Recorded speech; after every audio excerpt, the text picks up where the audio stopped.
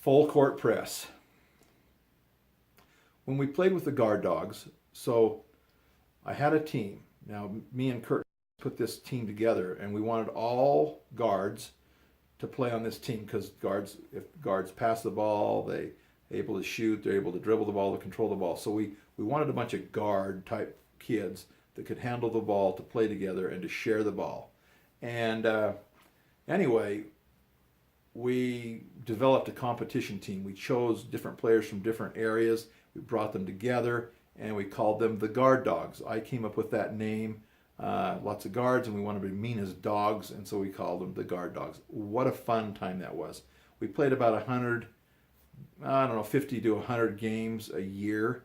It was great. It was fun. We beat a lot of people. But we were playing this really good team that was 1 year younger than us. And they were a very good team, coached by a guy named Steve.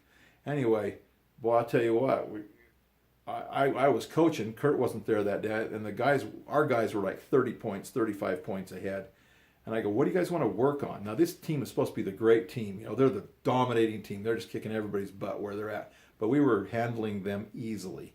And so we're about 30 points ahead, roughly. And they go, I don't know. I says, well, we need to work on the full court press because we need to develop that skill a little bit better so we can, compete against the other teams we're going to go compete against. We wanted to make sure we were strong with the full court press. So I says, let's go out and press them. So we were ahead by 30 points. We went out and pressed this team. Now, I didn't know that it was unethical or not proper to press a team when you're ahead of them.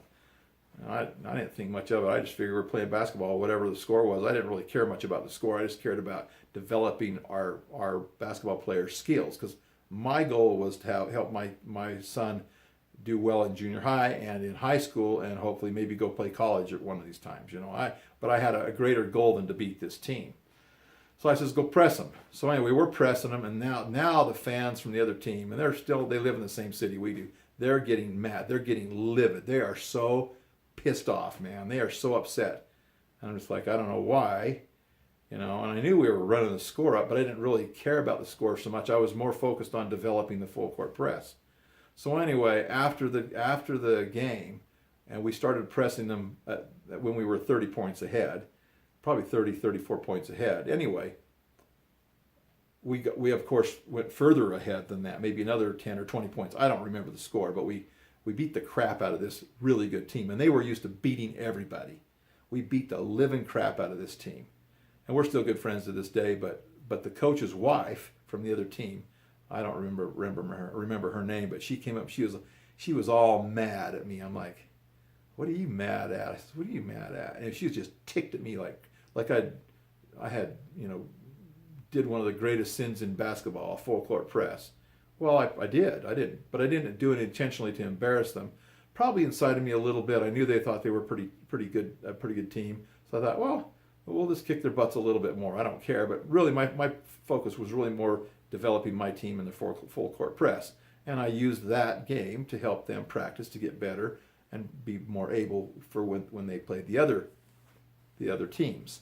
Anyway, she was really, really mad. And then the coach, his wife, so the coach heard his wife getting mad at me, and he just comes up and he goes, hey, I apologize, Bruce. There's a lot of people in this city that just don't like losing, and I apologize. And I'm like, oh, no problem, no big deal, thank you. He was really nice about it. But anyway, it was funny. Full court press.